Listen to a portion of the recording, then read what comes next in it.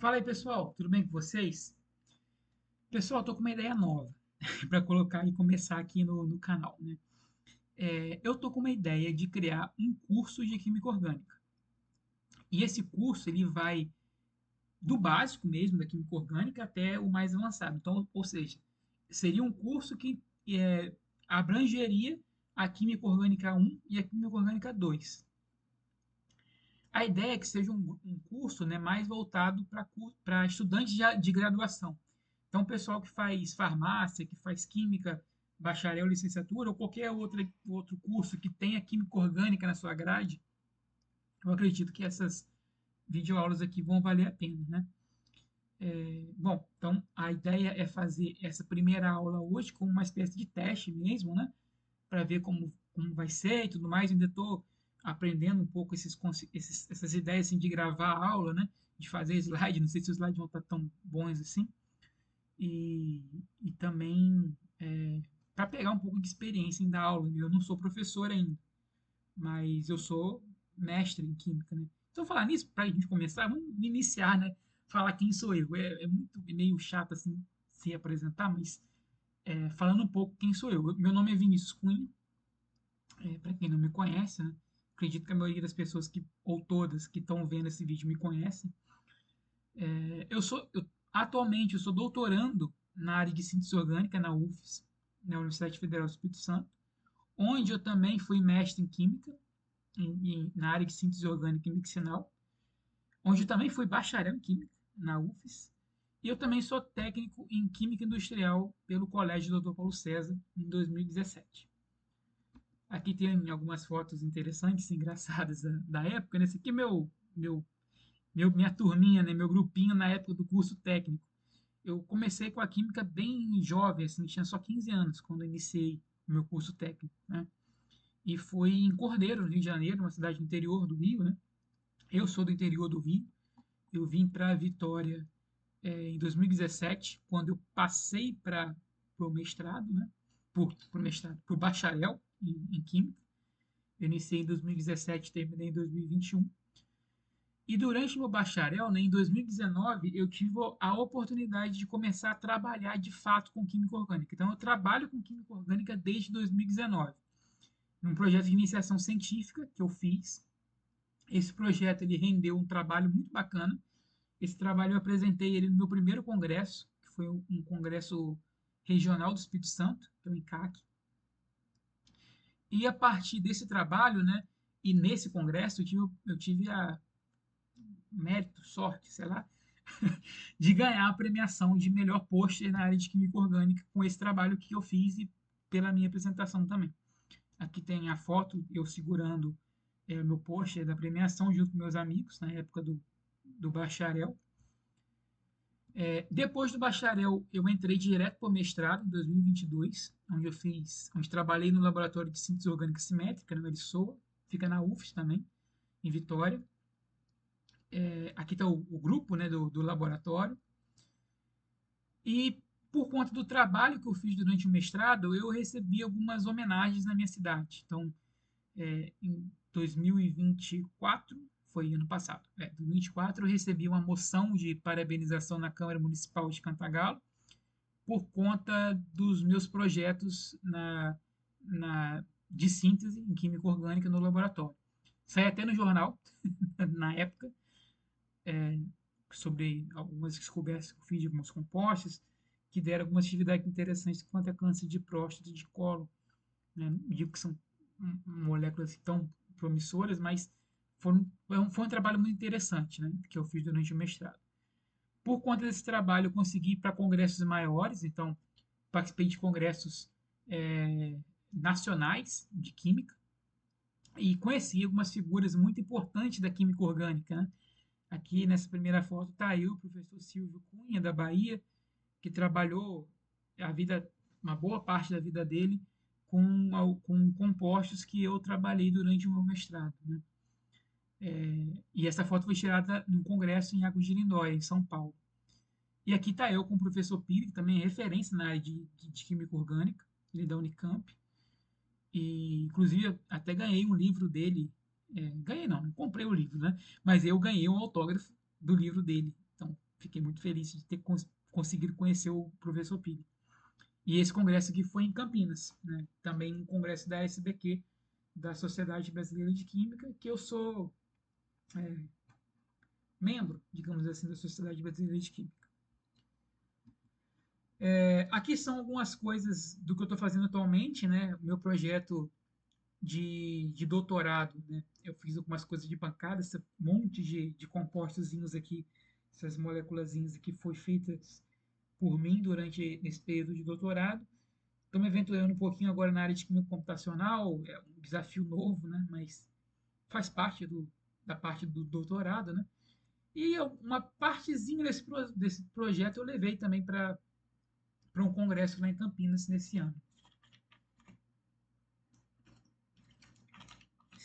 Talvez, se vocês quiserem, no futuro, eu possa até fazer um vídeo, explicar um pouquinho sobre o que eu estou trabalhando atualmente no doutorado.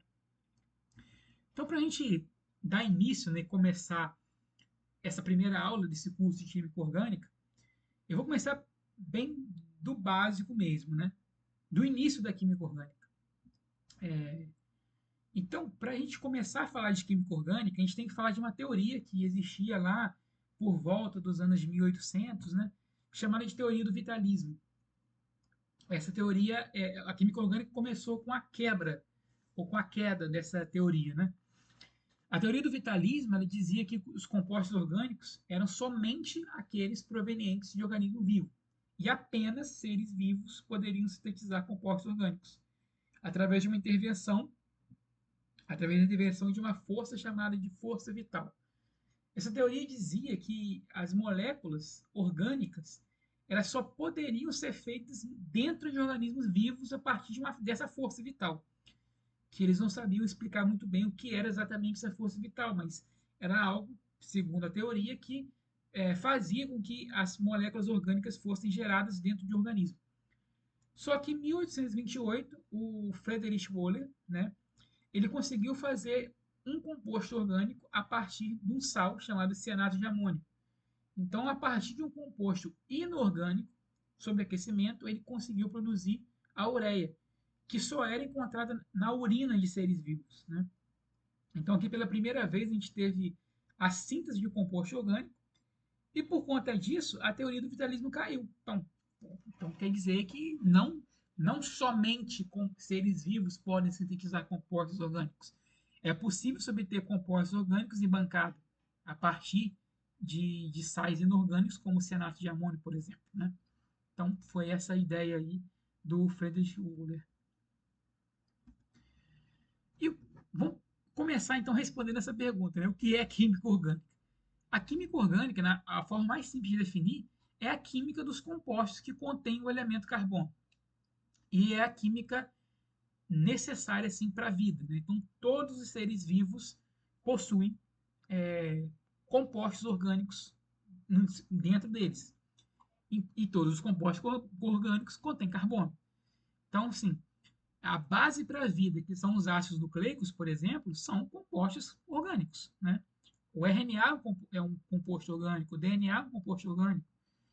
Os seres vivos, desde plantas, animais, bactérias, são compostos orgânicos. Pigmentos encontrados em alguns alimentos, como por exemplo o beta-caroteno da cenoura, é um composto orgânico. A química orgânica está presente em coisas muito interessantes, que é no cérebro, por exemplo. Né? As sinapses são feitas por compostos orgânicos, né? Os neurotransmissores. E daí vem uma pergunta que é interessante, que é de onde vem o carbono, né?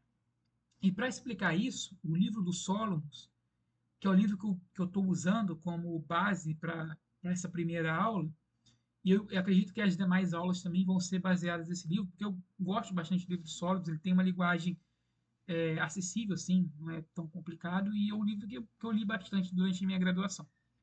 Então, o livro do Solomons, ele começa com um textinho chamado de Somos Poeira Estelar. Né? Então, nesse texto, ele fala da origem dos elementos da tabela periódica, os elementos naturais, e incluindo, né, a origem do carbono. Para quem não sabe, né, essa imagem aqui é uma imagem de uma supernova. Uma supernova é a explosão de uma estrela. Uma estrela, como o Sol, por exemplo, é um reator químico de fusão nuclear. Dentro de uma estrela estão sendo gerados vários elementos. Então, quando uma estrela tem um acúmulo de muitos elementos que vão sendo formados ali, ela explode, uma explosão violentíssima.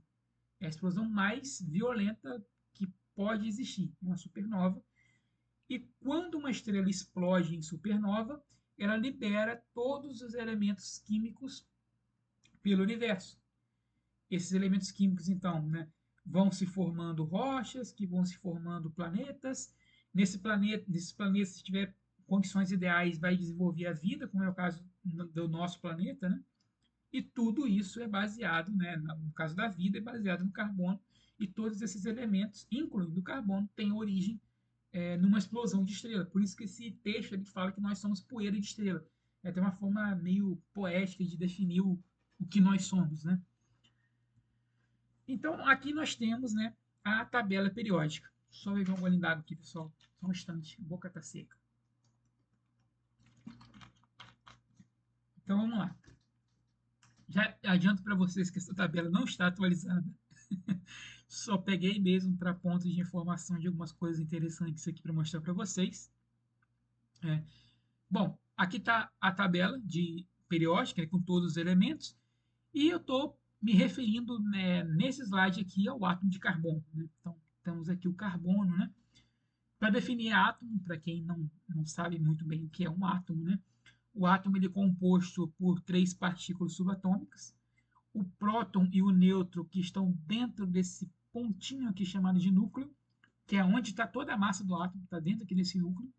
E a terceira partícula subatômica são os elétrons, que estão numa região chamada de eletrosfera, ou nuvem eletrônica. E para a gente, né, o conceito de elétron vai ser o mais importante aqui, né, por enquanto. Né? Isso porque a gente viu que os compostos orgânicos eles se formam a partir de ligações de carbono com outros elementos aqui da tabela, como por exemplo hidrogênio, oxigênio, nitrogênio, entre outros. E essas ligações são constituídas por elétrons. Mais especificamente, os chamados elétrons de valência e também da camada de valência, que são dois termos que a gente vai entender melhor o que são hoje. Então, o número de elétrons da camada de valência, o que é a camada de valência? É a camada de elétrons mais externa dessa nuvem eletrônica. É a camada de elétrons que vai ter os elétrons que vão participar das reações químicas. E esses elétrons que estão nessa camada de valência são chamados de elétrons de valência. E o número de elétrons da camada de valência é igual ao número do grupo do átomo na tabela periódica. Então, por isso que eu trouxe a tabelinha para vocês.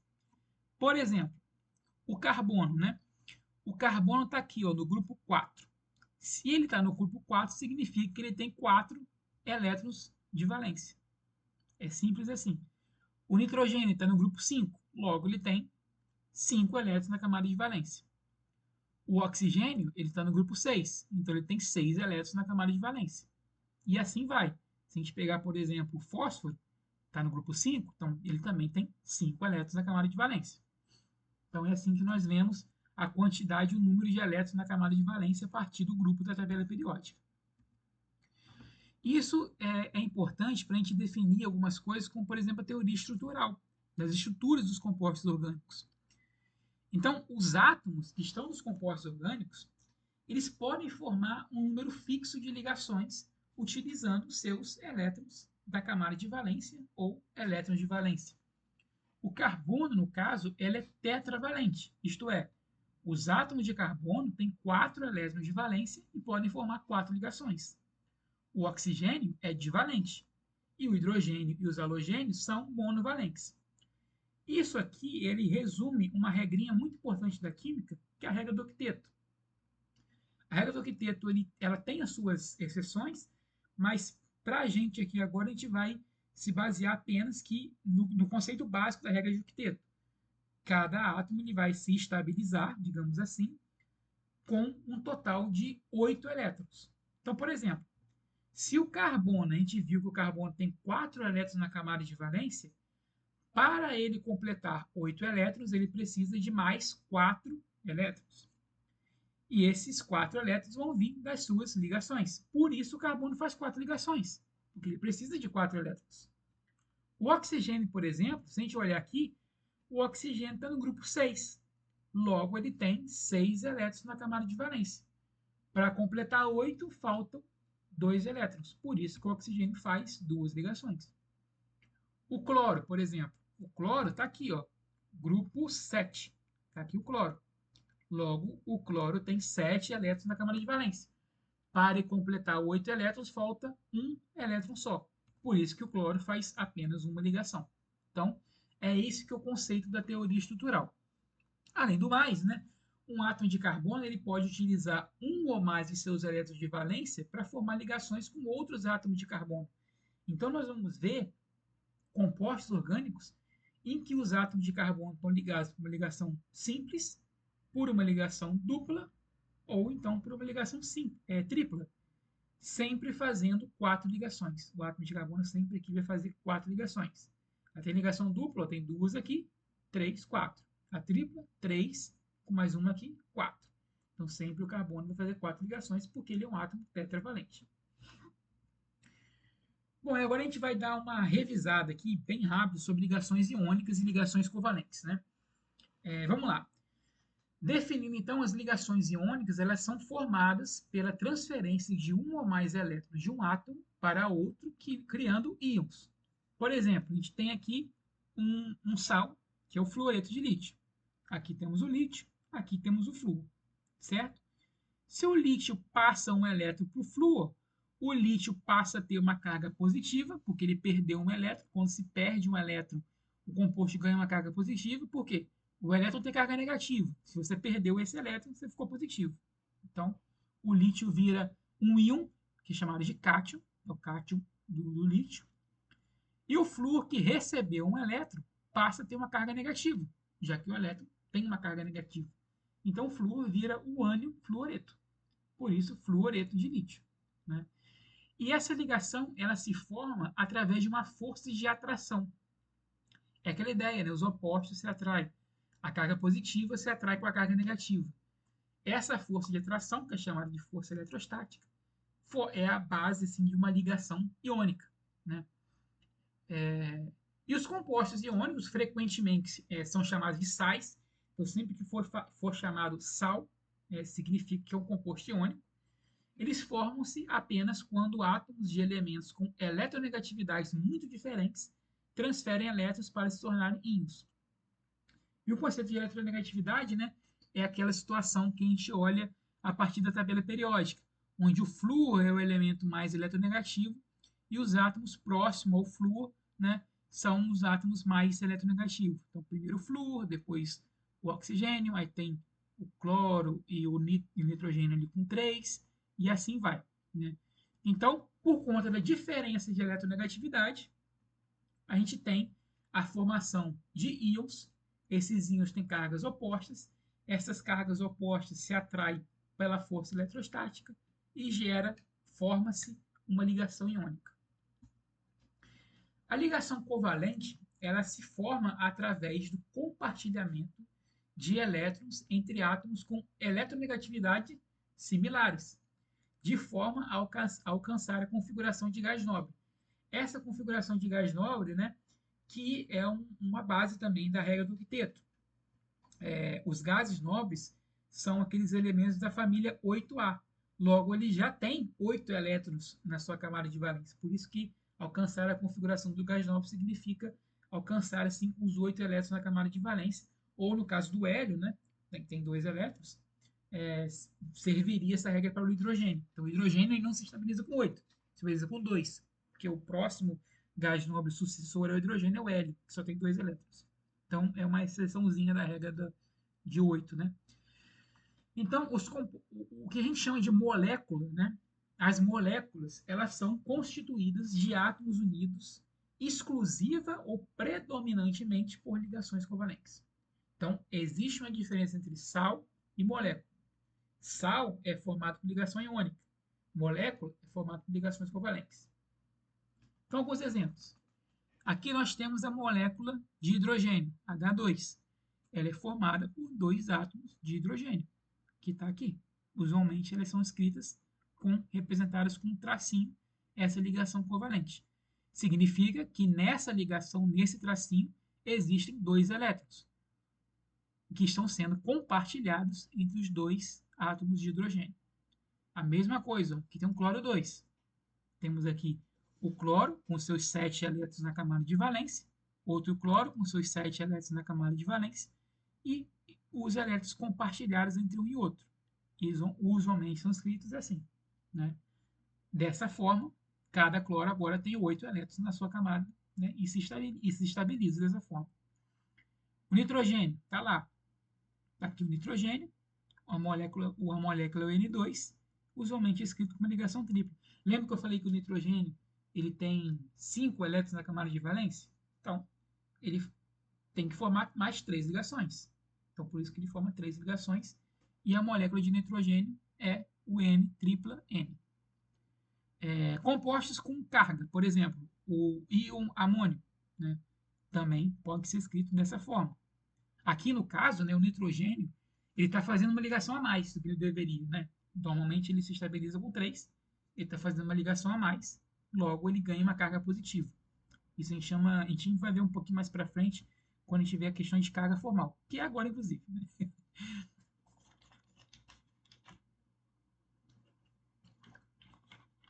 Então vamos lá. Utilizando a tabela periódica, a gente consegue determinar quantos elétrons de valência um átomo teria se não estivesse ligado a qualquer outro átomo. E esses números de elétrons de camada de valência eu vou chamar de letra Z, para explicar essa forma aqui para vocês. Esta quantidade, né, como já vimos, é igual ao número do grupo do átomo na tabela periódica. Já vimos isso. Para o hidrogênio, esse número é igual a 1. Para o carbono, o número é igual a 4. Para o nitrogênio é 5. Para o oxigênio, o número é igual a 6. Atribuímos a cada átomo a metade dos elétrons que ele está compartilhando com outros átomos. Significa S. Então, um número de elétrons que está sendo compartilhado com outro átomo, eu estou chamando de S. E todos os elétrons de pares não compartilhados, elétrons isolados, elétrons que não estão participando de ligações químicas, eu vou chamar de U. E aí nós temos essa equação, onde F é a carga formal, que é igual a Z menos a metade de S menos U. Vamos ver isso na prática que vai ficar um pouco mais claro. Por exemplo, se a gente pegar aqui a molécula de água, H2O, certo? Vamos calcular a carga formal para o oxigênio. Então, está aqui, oxigênio. Carga formal. Quantos números o oxigênio tem na sua camada de valência? Bom, se ele está no grupo 6, logo ele tem 6 elétrons na camada de valência. 1, 2, 3, 4, 5, 6. Está aqui. Quantos elétrons, né? Quantos elétrons o oxigênio está compartilhando? Então, tem 2 elétrons compartilhados com esse hidrogênio e 2 elétrons compartilhados com esse hidrogênio. Logo, ele está compartilhando 4 elétrons. Então, colocando a nossa formulazinha, metade de 4. Menos quantos elétrons existem que não está fazendo ligação nenhuma. Então, tem 2 elétrons aqui em cima que não estão ligados a nada e 2 elétrons aqui em cima que também não estão ligados a nada. Logo, existem 4 elétrons, né, que não estão ligados a nada. Então, se a gente fizer essa fórmula, né, 6 menos 2 menos 4 vai dar 0. Então, a carga formal do oxigênio aqui é 0. Se a gente aplicar a mesma coisa para o hidrogênio, né, já que esse hidrogênio é igual a esse, então a gente pode calcular para um só, não precisa calcular para os dois. Número de elétrons da camada de valência do hidrogênio, 1. Número de elétrons compartilhados, aqui, ó, 1, 2. 2. Número de elétrons que não está fazendo ligação nenhuma, não tem nada. Não tem nenhum, então é 0. Se a gente fazer essa conta, vai dar 0. 1 menos 1, 0. Logo, a carga da molécula vai ser a carga formal do oxigênio mais a carga formal dos 2 hidrogênios, que é tudo 0. Logo, a água não tem carga nenhuma. Então, é basicamente isso que é o conceito de carga formal e a carga da molécula. Se a gente aplicar isso para amônia e fazer a conta para o nitrogênio, a mesma coisa. Né? Nitrogênio, grupo 5, tem 5 elétrons na camada de valência. Né? 6 elétrons estão fazendo ligações compartilhadas com hidrogênio e 2 elétrons aqui, ó, não ligantes, aqui em cima. Logo, a carga é zero. O hidrogênio já fizemos a conta aqui em cima, né? Então, a carga do amônio também é zero. Mas existem aquelas moléculas, né, aqueles compostos, que têm cargas positivas ou negativas, que é o caso, por exemplo, do amônio. Está aqui. Então, se a gente fizer essa conta para o amônio, para os hidrogênios, vamos lá. Mesma coisa, a gente já viu a conta. Número de elétrons na camada de valência do hidrogênio, 1. Número de elétrons compartilhados, 2. 2 dividido para 2, né? Conta do meio, vai dar 1 também. Número de elétrons não compartilhados, o hidrogênio não tem, é 0. Então, 1 menos 1 vai dar 0.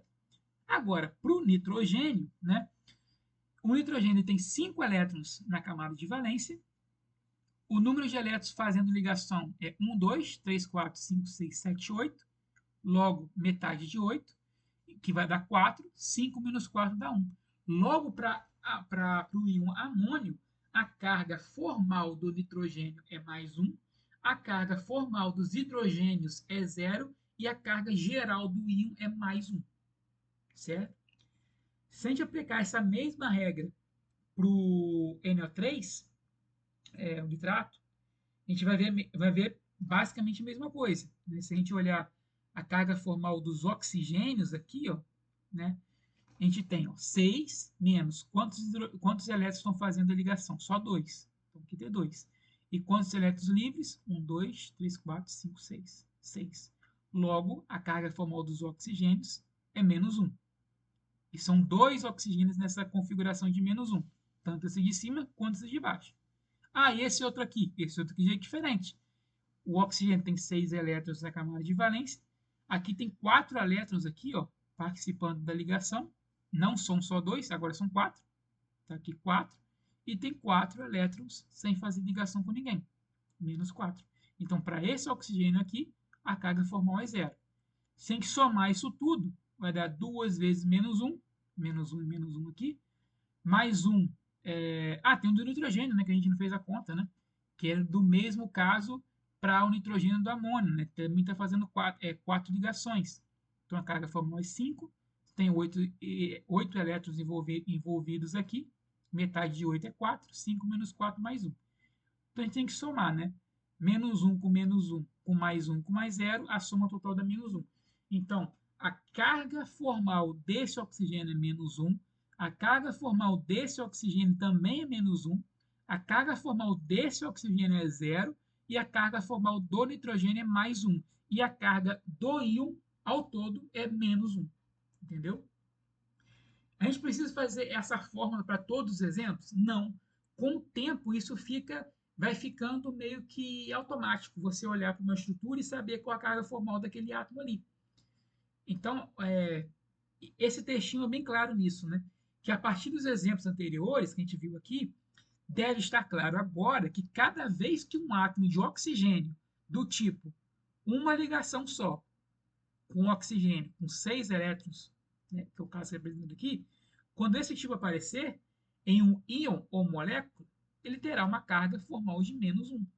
E cada vez que um átomo de oxigênio do tipo dupla O ou oxigênio com uma ligação aqui e uma ligação aqui aparecer, ele terá uma carga formal de 0.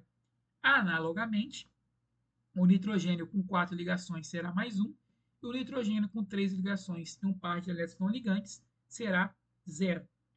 Então, a partir do momento que a gente vai vendo isso em compostos orgânicos, a gente não precisa fazer essas contas, né?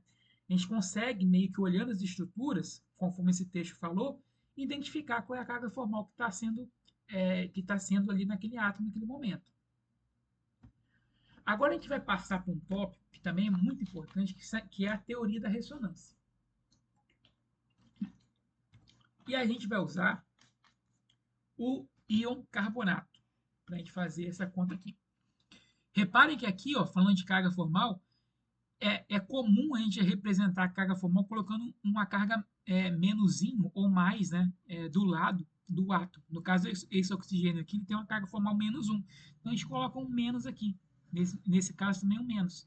Quando a carga formal é 0, a gente não coloca nada. Então, eu vou trazer uma reflexão para vocês. Desses 3 desenhos aqui, qual desenho corresponde ao carbonato, né? Bom, o que é interessante aqui? Primeiro, a resposta dessa pergunta vai vir mais para frente. Qual é a representação correta do carbonato, né? Mas o interessante que eu quero mostrar para vocês é que se a gente olhar a estrutura 1, 2 e 3, elas são quase que iguais, mas elas não são iguais.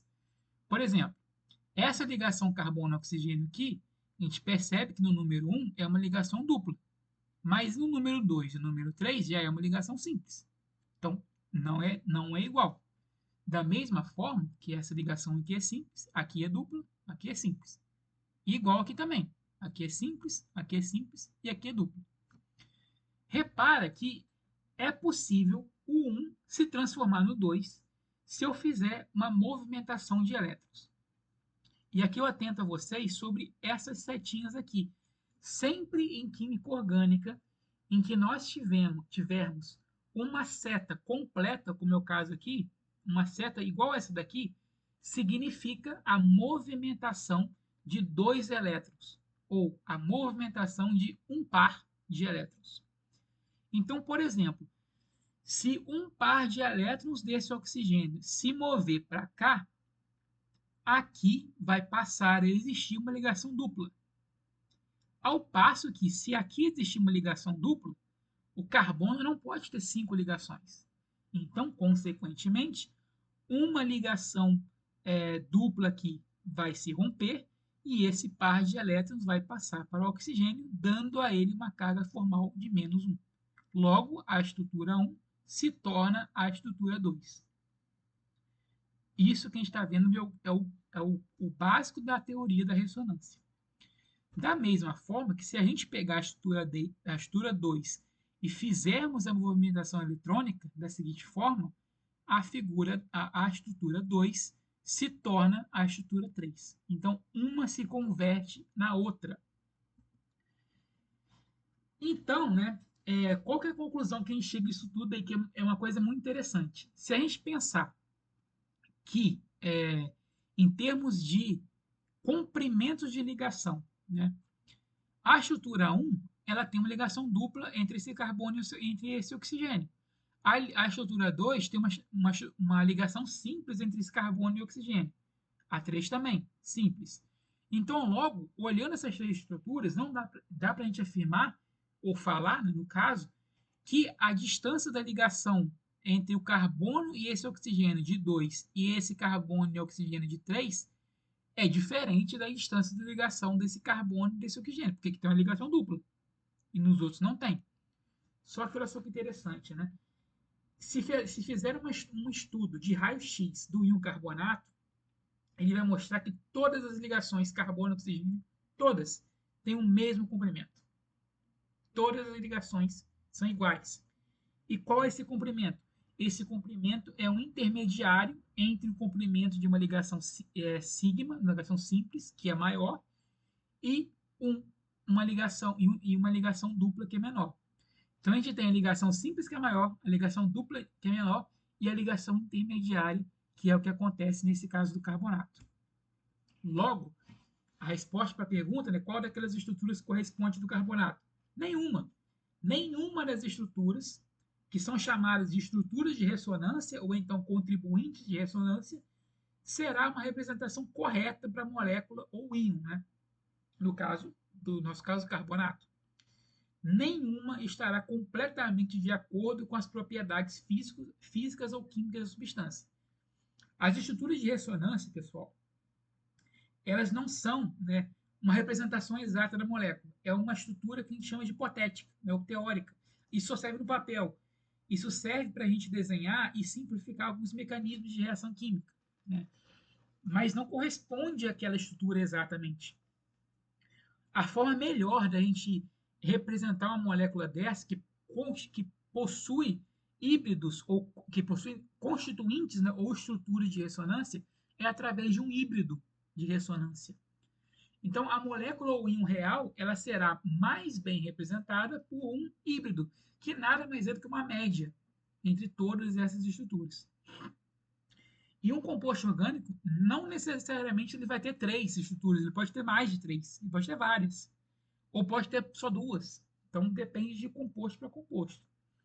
Então, a melhor representação para o carbonato é esse híbrido aqui, onde as linhas tracejadas indicam que pode haver uma ligação, pode haver uma ligação mais curta do que uma ligação simples carbono-oxigênio. Por isso que todas as ligações do carbonato, todas as ligações carbono e oxigênio do carbonato têm o mesmo comprimento. Elas são maiores do que uma ligação dupla, mas são menores do que uma ligação sigma.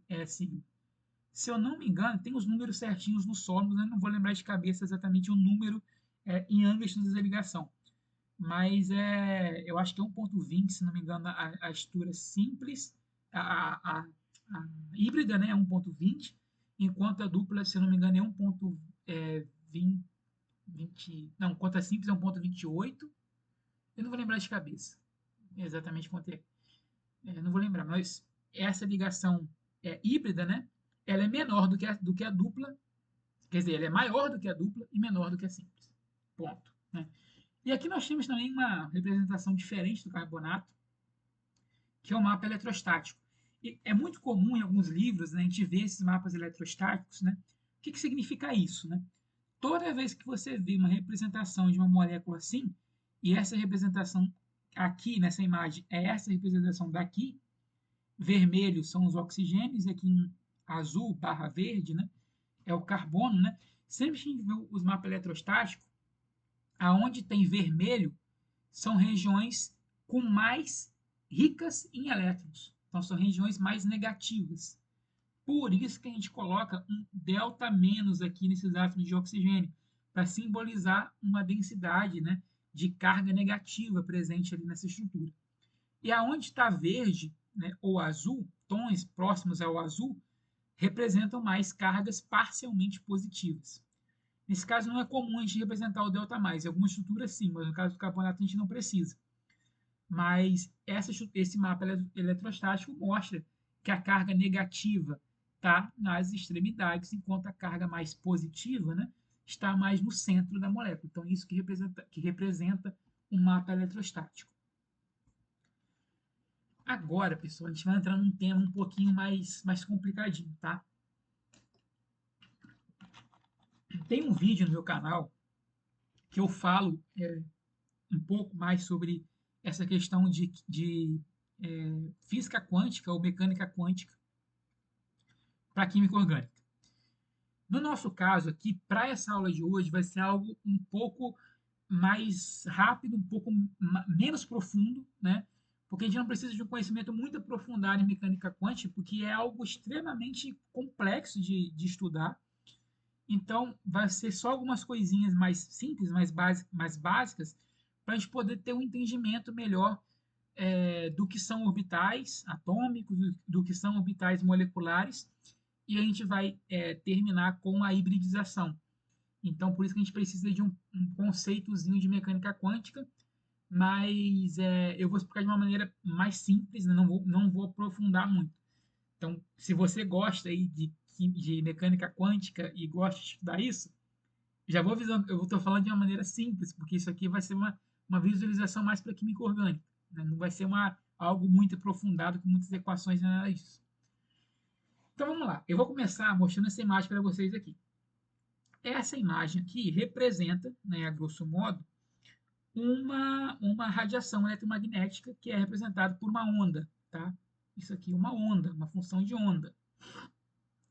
Onde nós temos aqui, né, essa letra que é o lambda, que na verdade é o comprimento de onda, e isso aqui o A, né, a distância entre o plano e o pico aqui, certo? Essa letra esquisita, chamada de psi, né, ela significa uma coisa chamada função de onda. Então, cada função de onda, né, psi, corresponde a um diferente estado de energia de um elétron. Explicando isso de uma forma mais simples, né, a função de onda ela é uma ferramenta que a mecânica quântica usa para prever as chances de encontrar uma partícula, no nosso caso, o elétron, em diferentes lugares. Tá? E essa função de onda ela pode ser positiva, quando ela está para cima, no plano, negativa, quando ela está para baixo do plano, aqui em vermelho, positiva, e azul, negativo. E pode ser nulo ou zero quando ela está nessa região da linha tracejada aqui, né? E o encontro, né, quando a gente tem um encontro, né, entre essa função que ela passa do modo positivo para o modo negativo, né, essa junção aqui, esse ponto aqui é chamado de nó, né? Então aqui o psi é igual a zero. A função de onda é igual a zero. E essa função de onda é para a gente usar e compreender melhor os orbitais. A gente vai falar isso daqui a pouquinho. Antes da gente falar dos orbitais e mais do que significa essa função de onda nos orbitais, a gente vai falar um pouco sobre interferências, que vai ser importante para a gente entender mais para frente o conceito de orbitais moleculares, principalmente a combinação linear de orbitais atômicos. Então, existem dois tipos de interferência. A interferência ela pode ser construtiva, né, que ocorre quando as funções de onda com o mesmo sinal da fase interagem, e há um efeito aditivo e a amplitude da função de onda aumenta. Então, por exemplo, aqui temos uma onda, né, que está numa orientação, ou seja, com sinais de fase, positivo e negativo, e aqui nós temos uma outra onda com exatamente os mesmos sinais. Ó, aqui está positivo, aqui está positivo. O segundo é negativo, aqui está negativo. Aqui está positivo, aqui está positivo. Aqui está negativo, aqui está negativo. São iguais. Quando essas duas ondas iguais elas interagem uma com a outra, o efeito é aditivo. Então a gente tem uma onda maior, né? Então, por exemplo, o A aqui, que é de amplitude, né? Esse nome que está tentando lembrar no slide anterior, amplitude. O lambda é comprimento de onda mesmo. A amplitude, né? Aqui, de A para A, ela aumenta para 2A. Então fica algo maior, certo? Por outro lado, a interferência destrutiva ocorre quando funções de onda com sinais de fase opostos interagem. Há um efeito subtrativo e a amplitude da função de onda vai a zero, né? Ou então muda de sinal. Por exemplo, aqui, ó. Aqui onde nós temos uma onda, uma fase positiva, aqui embaixo é fase negativa. Aqui é negativo, aqui já é o contrário, positivo. Ó, positivo e aqui é negativo. Então, repare que essa onda aqui é o inverso da outra. Então, quando as duas se encontrarem, a interferência será destrutiva. Ou seja, não vai ter nada. A função de onda vai a zero, como a gente fala. Por quê? As cristas, né, os vales, né, a onda, de modo geral, ela se cancela. Tá? Então, isso é o efeito de interferência destrutiva e interferência construtiva. Mais para frente, isso vai ser útil para a gente definir orbitais moleculares ligantes e antiligantes. Tá? Bom, o orbital. Vamos lá. O que é o orbital? Né? Quando a gente pega aquela função de onda que eu apresentei para vocês nos slides anteriores e eleva ela ao quadrado, tá?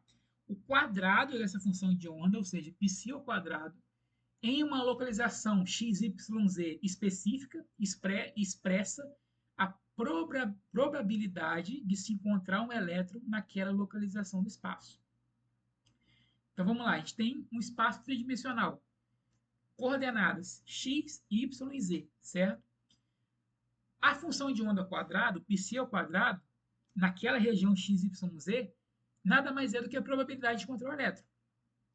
Então, se o valor de π ao quadrado é grande para uma unidade de volume do espaço, a probabilidade de se encontrar um elétron naquele volume é alta. Dizemos que a densidade de probabilidade eletrônica é grande. Por quê? Porque o π é alto. Ao contrário, se o π quadrado é pequena para alguma outra unidade do volume do espaço, a probabilidade de se encontrar um elétron nessa unidade de volume é baixa. Então, o que é o orbital? O orbital nada mais é do que a região do espaço onde a probabilidade de se encontrar o elétron é alta, ou seja, onde o π quadrado é alta. Isso é definido como orbital. E aí nós temos os orbitais chamados de orbitais atômicos, como o próprio nome diz, são os orbitais que estão nos átomos. Então, os orbitais atômicos são representações gráficas de π ao quadrado em 3 dimensões, x, y e z. Essas representações gráficas produzem os formatos familiares dos orbitais S, P e D. No nosso caso aqui, a gente vai falar mais dos orbitais S e P. Como eu disse para vocês, né, como a química orgânica ela lida com a química do carbono, carbono não tem elétrons em orbitais D. Né? Os elétrons do carbono estão nos orbitais S. Voltamos aqui, tivemos um problema na gravação, mas tudo bem, vamos lá, vamos dar continuidade. Como eu estava falando, né, o carbono ele só tem elétrons nos orbitais S e P. Por isso que a gente não vai olhar muito para o orbital D, né, no nosso curso e nessa aula de hoje. Então, aqui a gente tem a representação de um orbital 1s, tá? Essa parte vermelha aqui é a parte onde nós temos a probabilidade de encontrar o elétron, está aqui. No orbital 2s, a gente tem uma fase positiva e uma fase negativa, e uma superfície nodal. E na superfície nodal, né, a chance de encontrar o elétron é zero. Então, pode encontrar ou aqui, mas no nodo não. O orbital P, né, chamado de orbitais P puro, né, sem estar hibridizado. Eles são dois lobos, um lobo positivo, um lobo negativo e um plano nodal. Então, a probabilidade de encontrar elétrons aqui no plano nodal é zero. Então, a probabilidade é só em cima ou embaixo. E aqui nós temos os três orbitais P. Né? Por quê? A gente tem 3 dimensões. Então, temos os orbitais P no eixo X, no eixo Y e no eixo Z. Portanto, 3 orbitais P. Aqui estão todos eles juntos aqui. Bom, vamos falar então de configuração eletrônica. Tá? Os elétrons do orbital 1s, né, possuem a menor energia, pois eles estão mais próximos ao núcleo positivo. Os elétrons dos orbitais 2s vêm a seguir na ordem crescente de energia. E os elétrons nos 3 orbitais P têm energia iguais ou maior do que a energia do orbital 2s. Então, é a sequência: 1s, 2s, 2p. Sendo 2p, os orbitais 2p são 3, lembra que a gente falou? X, Y e Z. Eles têm as energias mais altas. E esses orbitais com a mesma energia, tais como os 3 orbitais 2p, 2px, 2py e 2pz, são chamados de orbitais degenerados. Então, sempre que vocês ouvirem falar em orbitais degenerados, significa orbitais com a mesma energia. Então, aqui a gente tem a configuração eletrônica de alguns elementos. Está aqui o carbono. Ó. Carbono, está aqui com seus 1, 2, 3, 4, 5, 6 elétrons, né? E a gente viu que o número atômico do carbono é 6, então tem 6 elétrons, sendo que desses 6 elétrons, 4 são elétrons da camada de valência. Né? Depois eu vou mostrar um pouquinho mais para vocês como é que fica a questão do carbono e da sua hibridização.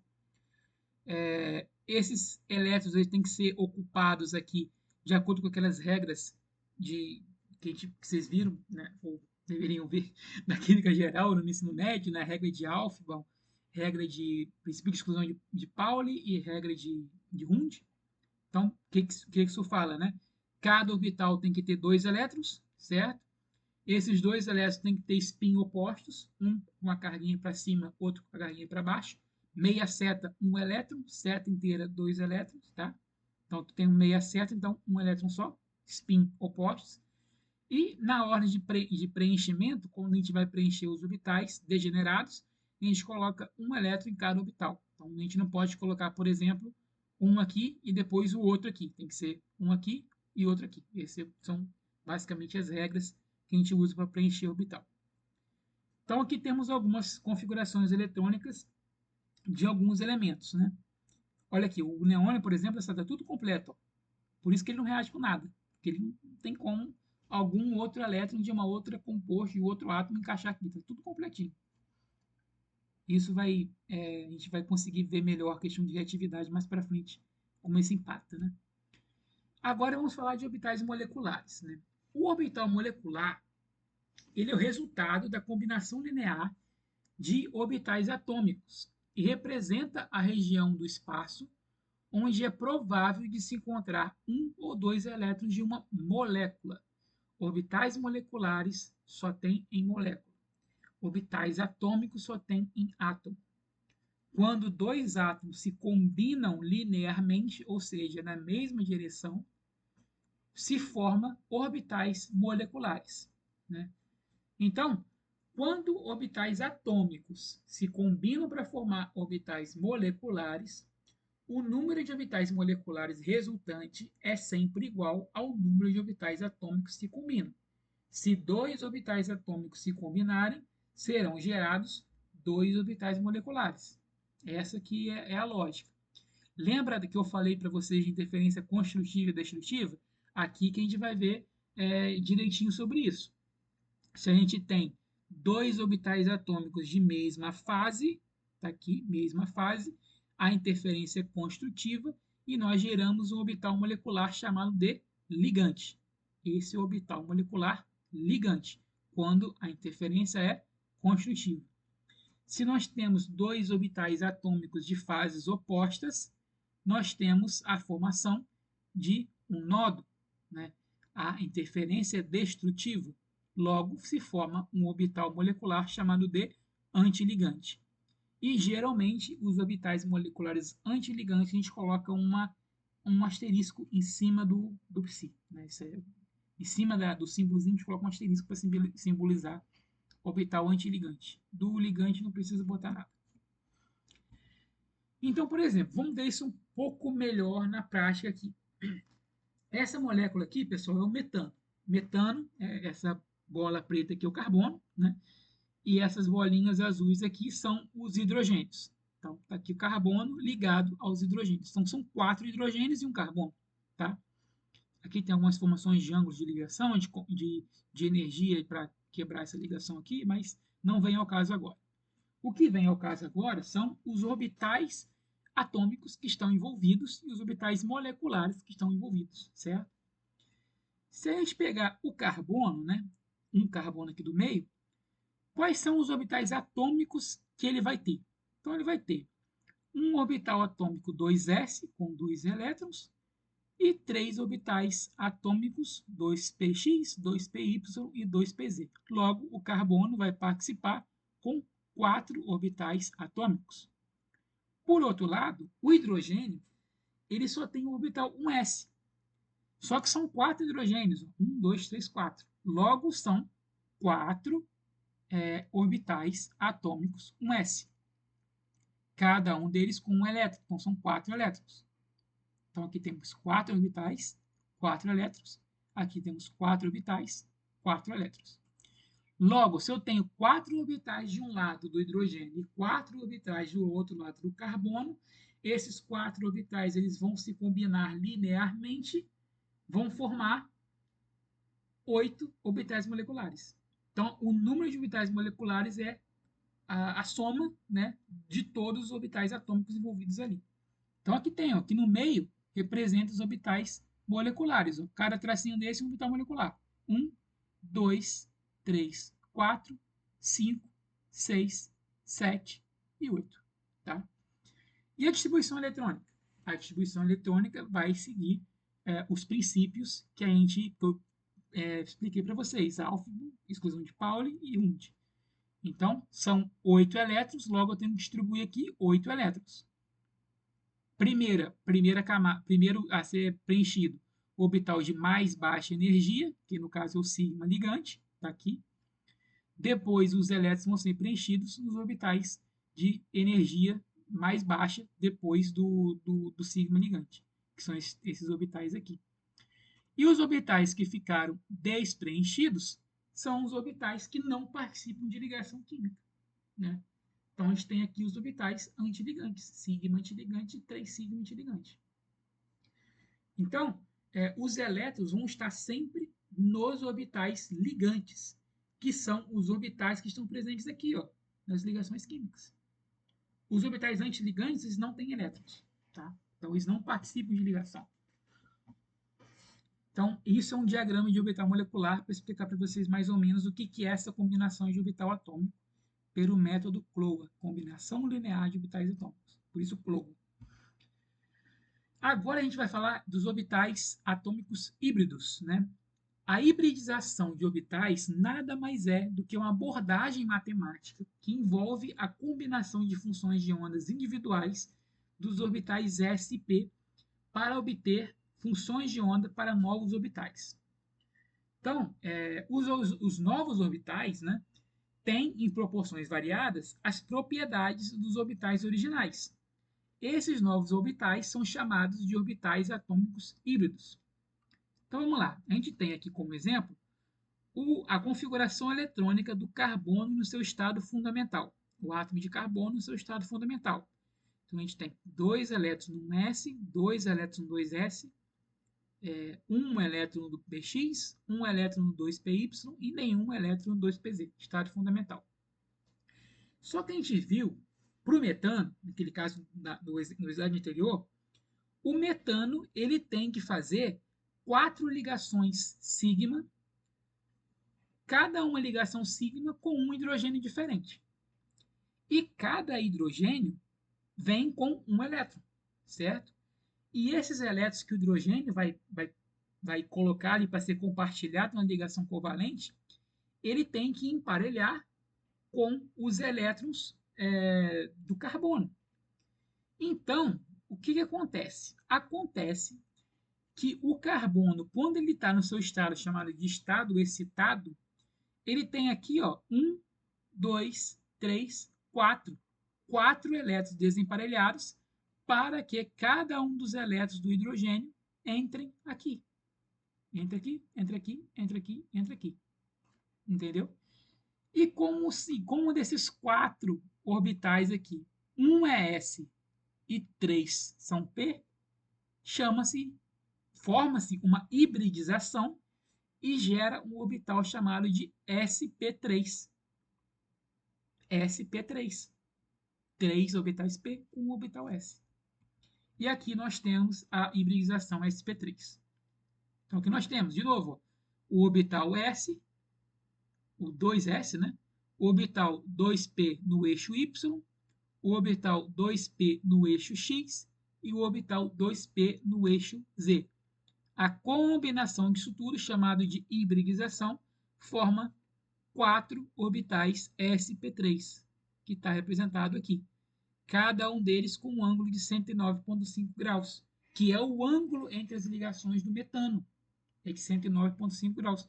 Não só do metano, como dos alcanos. Depois, mais para frente, em outras aulas, a gente vai ver sobre as funções orgânicas e sobre os alcanos. E por isso que o metano tem uma geometria tetaédrica, digamos assim, por conta da formação dessas ligações. Então, aqui repara que foi o que eu falei para vocês. Cada orbital hibridizado sp3 tem um elétron, e esse um elétron vai ser preenchido, né? Esse orbital semi-preenchido vai ser preenchido com um elétron do hidrogênio, formando a molécula do metano. E essa combinação é a partir da combinação linear de orbitais atômicos, no caso, orbital atômico sp3, orbital atômico S, 1s. E aqui, olha só, a representação, amor. Olha o carbono, o orbital sp3 aqui, ó, desse carbono, tá vendo? Ele tem uma parte bem maior do que a outra. É de fato um híbrido entre o orbital P e o orbital S, com mais contribuintes de orbitais P do que S. Então, ele vai se combinar com o orbital 1s do hidrogênio. Essa combinação é linear, então, ou seja, né, no mesmo eixo, e vai formar isso daqui. Isso daqui é o orbital ligante, é o orbital da ligação entre carbono e hidrogênio do metano, uma das ligações, né? Formando, então, uma ligação que a gente chama de ligação sigma. Então, a ligação sigma em compostos orgânicos nada mais é do que a combinação de um orbital híbrido com um orbital atômico, né, ou outro orbital híbrido, né? Se for uma ligação carbono-carbono, por exemplo. E a hibridização sp2? Bom, aqui nós temos a molécula do etileno. Está aqui desenhadinha a molécula do etileno. O etileno, pessoal, é uma molécula plana. Tá? Ele não é a mesma geometria do metano, não. Ele é plana. A ligação, o ângulo de ligação do carbono com a ligação dupla e o hidrogênio é 121 graus, aproximadamente. E esse ângulo aqui é para aproximadamente 118 graus. E aqui nós temos, de novo, né, as configurações eletrônicas do carbono. aqui no estado excitado. Aqui no estado fundamental, no estado excitado e depois no hibridizado. Olha que interessante. O carbono, esses dois carbonos aqui, ele está fazendo 3 ligações sigma e uma ligação pi, certo? 3 ligações sigma, uma sigma aqui com hidrogênio, outra sigma com aqui hidrogênio e outra sigma com esse carbono. E a quarta ligação, o carbono tem que fazer 4 ligações, a quarta ligação é uma ligação pi entre esse carbono e esse carbono. Daqui a pouquinho eu vou mostrar para vocês uma ligação pi. Então, olha só, como ele tem que fazer 3 ligações sigmas, né, ele precisa então de 3 orbitais híbridos e um orbital que tá um orbital p que não vai ser híbrido, que não vai se hibridizar. Então, o orbital sp3, na verdade, são 3. Um no eixo x, um no eixo y e um no eixo z. Na verdade, um no eixo x, né? Um nesse eixo, né, no plano x, y aqui, e um no eixo z. Está aqui, os 3 orbitais sp2. E por que sp2? Porque se utiliza 2 orbitais p com um orbital s. E fica o orbital p, no caso aqui o py, né, sem hibridizar. Né, sem hibridizar. E com um elétron. Para quê? Para fazer a ligação pi, que é uma ligação entre uma interação entre 2 orbitais paralelos. Então, cada carbono aqui ele faz 3 ligações sigmas, utilizando os orbitais sp2, e uma ligação pi, utilizando o orbital py, que tem um elétron aqui. Está sempre preenchido. E aqui a gente tem uma sobreposição dos orbitais p, tanto na parte de cima quanto na parte de baixo, para haver a formação da ligação pi.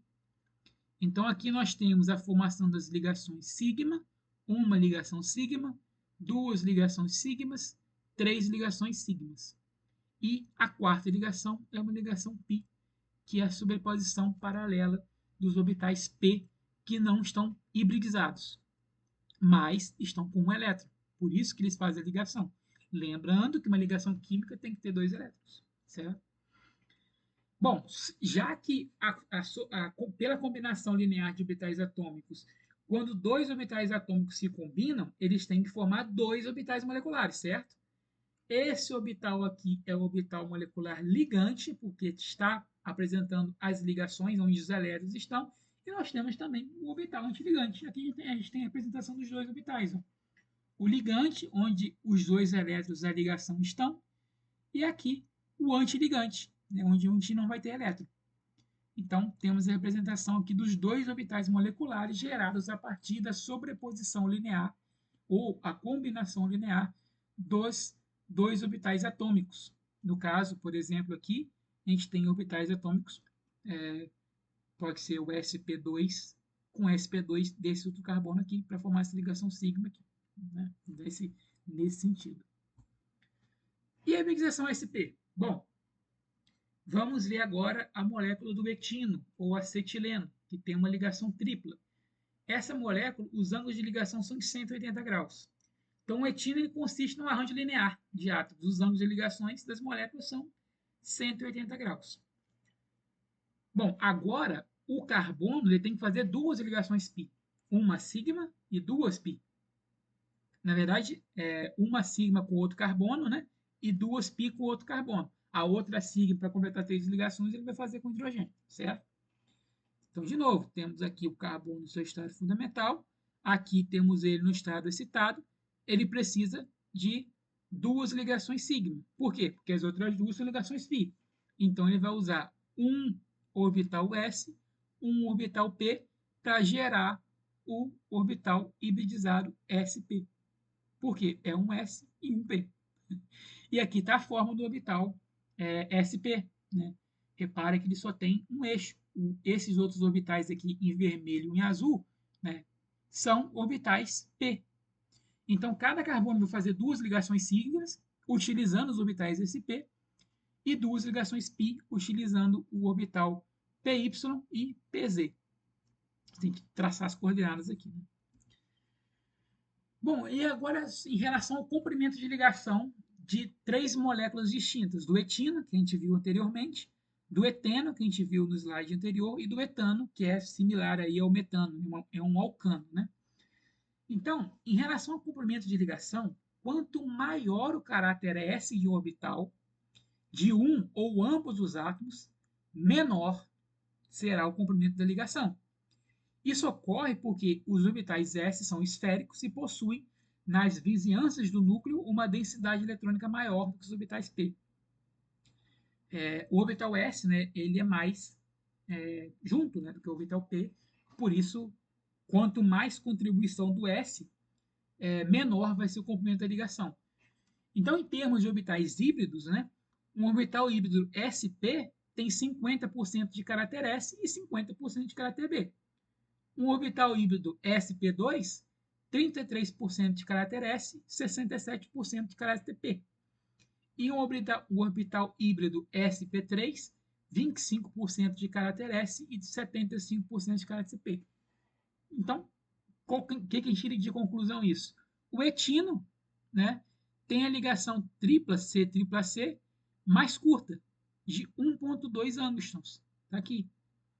Que é exatamente o orbital hibridizado com maior caráter S, dentre todos eles. Em segundo lugar, a gente tem o etano, com a distância de 1,34, porque o segundo que tem a segunda menor contribuição de caráter S. E a maior ligação de todas é o etano, tem 1,54 angstrom ligação entre carbono e carbono, porque tem menos caráter S do que os outros. Então, basicamente é isso. Quanto maior o caráter S, mais curtinha é a ligação. Por isso que uma ligação tripla é mais curta que uma ligação dupla, que é mais curta que uma ligação simples. Então, pontos importantes da aula de hoje. Estamos chegando no final. Hoje nós vimos alguns pontos que merecem a atenção de vocês para um estudo mais aprofundado. Né? Claro que essa aula vai falar mais rápido e tudo mais. Então, conceitos importantes que nós vimos: eletronegatividade, ligações iônicas e ligações covalentes. Vimos o conceito de carga formal, o que é a carga formal e como faz para calcular. E depois a gente viu que é possível determinar a carga formal sem precisar de usar aquela forma, de forma empírica. Vocês vão conseguir aprender isso e ver isso com mais naturalidade.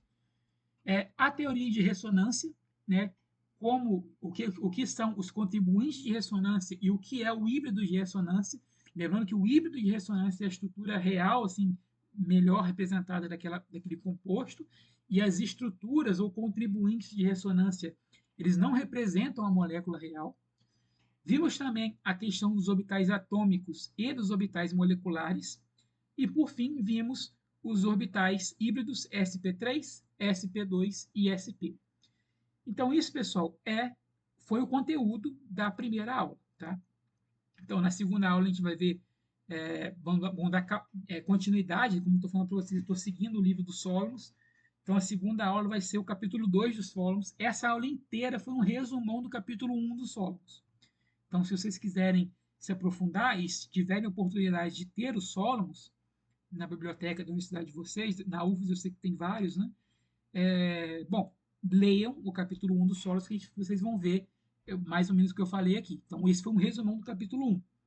E eu deixo para vocês algum exercício para vocês praticarem. São 3 exercíciozinhos sobre ressonância, sobre carga formal, bem simplesinho, de coisas que a gente vai precisar entender para os próximos passos das outras aulas, né?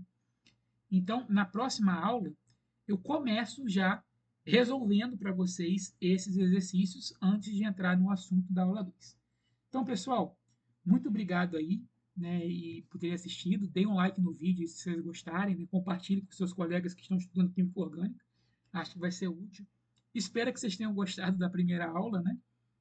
Então, pessoal, nos vemos aí na próxima aula. Valeu!